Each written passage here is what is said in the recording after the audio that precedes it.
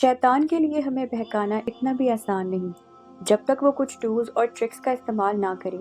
हमें इस चीज़ का एहसास नहीं होता कि वो किन किन तरीक़ों से हमें बहकाता है। आज हम इन चीज़ों के बारे में ही बात करेंगे। शैतान का पहला और बड़ा हथियार ये है कि वो हमें बुरे को अच्छा बनाकर पेश करता है। वो हराम चीज़ों को हमारी आंखों में इतना दिलकश बना देता है कि हमें महसूस ही नहीं होता कि वो हराम है।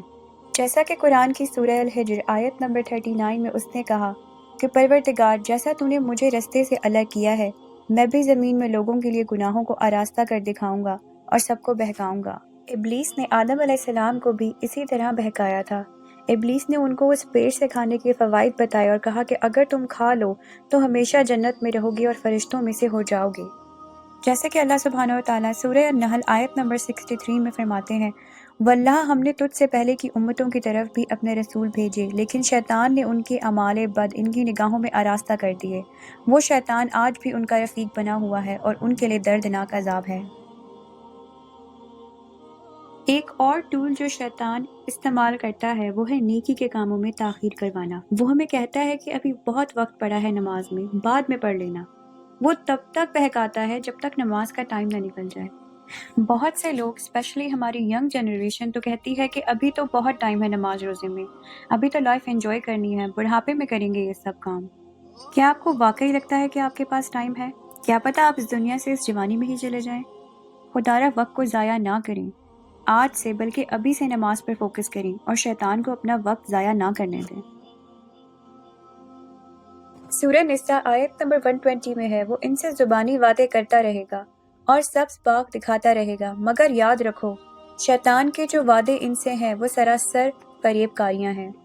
मतलब ये कि शैतान आपको ऐसी चीज़ों के पीछे भागने पर बहकाता है जिनका कोई फ़ायदा नहीं। वो आपको पैसों के पीछे, आलीशान घर के पीछे और सारी दुनियावी चीज़ों के पीछे भगाता है, और आखिरकार आप अपनी पूरी लाइफ इन दुनियावी चीज़ों पर वेस्ट कर देते हैं और इस दुनियाई फ़ानी से चले जाते हैं।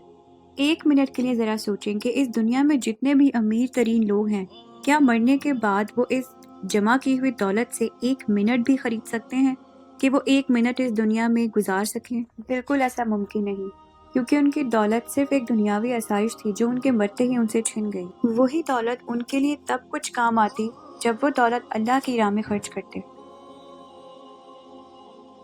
शैतान हमें अपना खैर ख्वाह बनाकर भी बहकाता है, जैसा कि आदम अलैहिस्सलाम के वाक़ये में भी है। कुरान की सूरह अल-आराफ आयत नंबर 21 में है, और इन दोनों से कसम खाकर कहा कि बेशक मैं तुम्हारे खैर ख्वाहों में से हूँ। कुरान की सूरह अल-माइदा आयत नंबर 90 में अल्लाह पाक फरमाते हैं कि ए ईमान वालों, शराब, जुआ, बुत परस्ती और किस्मत मालूम करना नापाक शैतानी काम ही तो हैं, इनसे बचते रहो ताकि तुम फलाह पाओ। मतलब ये कि ये सब चीज़ें हमें हमेशा बुराई की तरफ लेकर जाती हैं। इन कामों में हम अच्छे बुरे की तमीज़ भूल जाते हैं और इसीलिए शैतान हमें इन कामों की तरफ बहकाता है। ये बात तो हम सब जानते हैं कि जो जादू करता या करवाता है वो अल्लाह सुब्हानहू व तआला पे ईमान नहीं रखता। आप अल्लाह के होते हुए जादू करने वाले के सामने हाथ फैलाते हैं, ये ईमान को बिल्कुल तबाह कर देता है, और यही तो शैतान चाहता है।